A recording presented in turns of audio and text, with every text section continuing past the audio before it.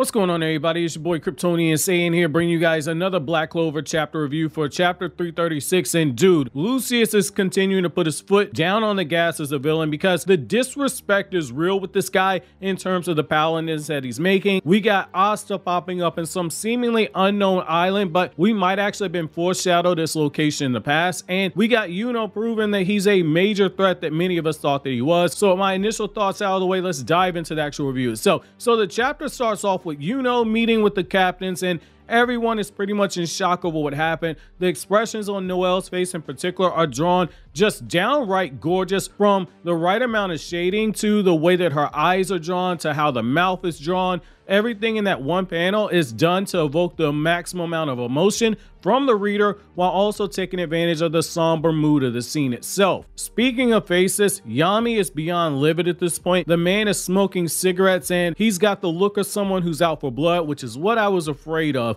Yami is struggling to hold his cool right now because this is a betrayal that cuts deeper than anything he's ever experienced before due to his relationship with Julius and what Julius means to him. When Noct pulls up, equipped with the mandatory time skip drip upgrade with this brand new outfit, being on that undercover mission must have paid very well because that outfit absolutely had to cost a big bag. Noct further breaks our hearts because he says that his magic allows him to move between the shadows, but right now he can't sense any of Asta's shadows at all, which means that he's pretty much implying that Asta's outside his range or that he's dead, which means wherever Asta is, he's clearly not on the continent because we've seen this man effortlessly move between the Spade Kingdom and the Clover Kingdom like it's nothing. Yuno then breaks down that when they fought against Lucifer, there was another Supreme Devil who was watching everything and that he had this group of high-ranking devils working for him, which is why we saw the devils that we did during the Spade Raid finale. Lucifero was merely the diversion according to Yuno, and the Supreme Devil was the one that ran away. The high-ranking devils were sent by Lucius, and the high-ranking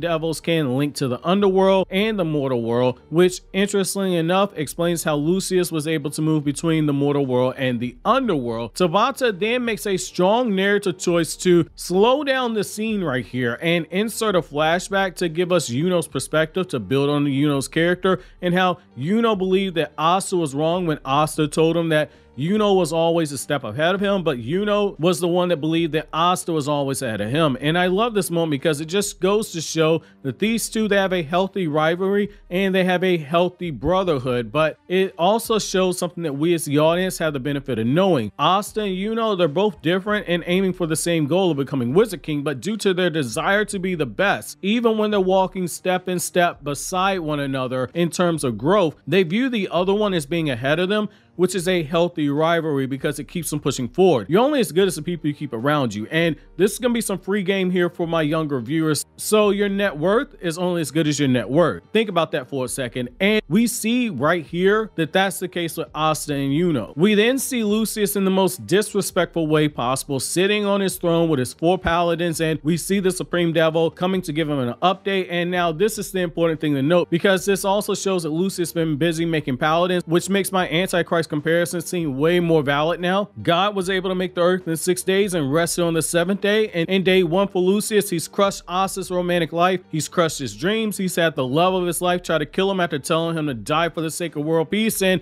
he's made even more paladins. However, what he doesn't know is that Dark Asta is likely rising, and he's gonna be on some red pill stuff after what happened until Noelle gets her hands on him at least. Now, jokes aside, we have something big here that we need to discuss. Lucius has a total squad right now, paladins slash holy knights. He has the deceased Don Matteo now serving as a paladin. There's also the appearance of what appears to be Noct's brother as a paladin if you zoom in, which if true, that man Tabata is on demon time for this. We then see that the Supreme Devil is telling Lucius that Yuno's a problem that has to be monitored because in only 1 year of training, he's gotten strong enough to take on high-ranking devils, and Lucius pulls a Doctor Strange from Infinity War and states, "We're in the end game now, boys," because apparently he's looked through thousands of timelines and only saw one timeline where the good guys won, and Yuno is the problem. So here we see my earlier prediction that was actually right, that Lucius intentionally separated Asta and Yuno,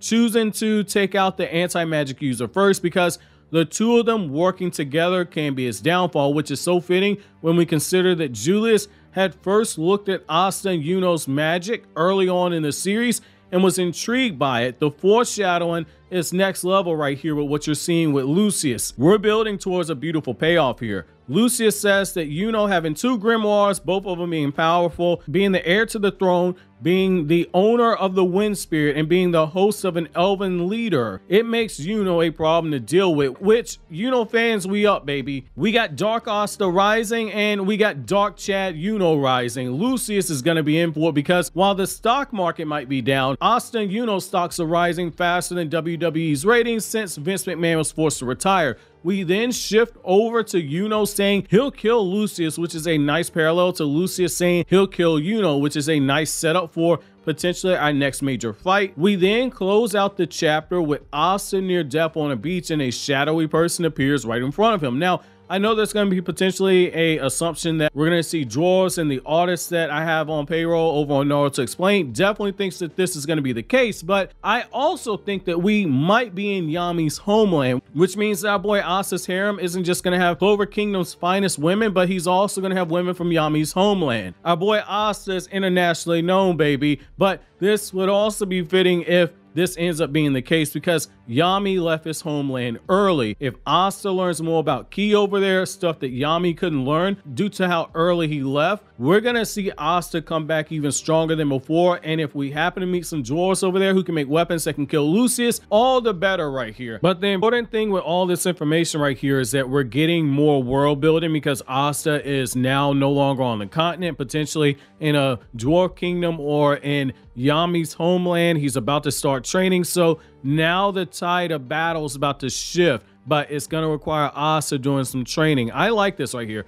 Very good narrative decision. Now, what's also interesting is that Lucius can look through thousands of timelines, but when he was boasting that Patrick can't beat him, that might have been him saying the chances are that you can beat me are like maybe 0.5% out of 1,000%, which is something that I love because even if the Patrick comparison is wrong, because of how OP our villain is, he now has something to lose. He has something to fear, which is part of what makes a good villain, their own humanity and the fear of losing what they've built. And that's what makes the Path of the Tyrant so much fun to read when it comes to their downfall, because no house that a tyrant builds can be sustained, because a house built on the foundation of blood and broken bones can't be sustained and it will always crumble. And right now, if we look at Lucius, our boy Lucius is sitting in a very pretty house, but again, the house of a tyrant will always crumble. However, where do you guys think Asta is? And do you think Yuno versus Lucius is going to be the next fight that we see? While you think that over, consider watching these other videos you see on the screen right now.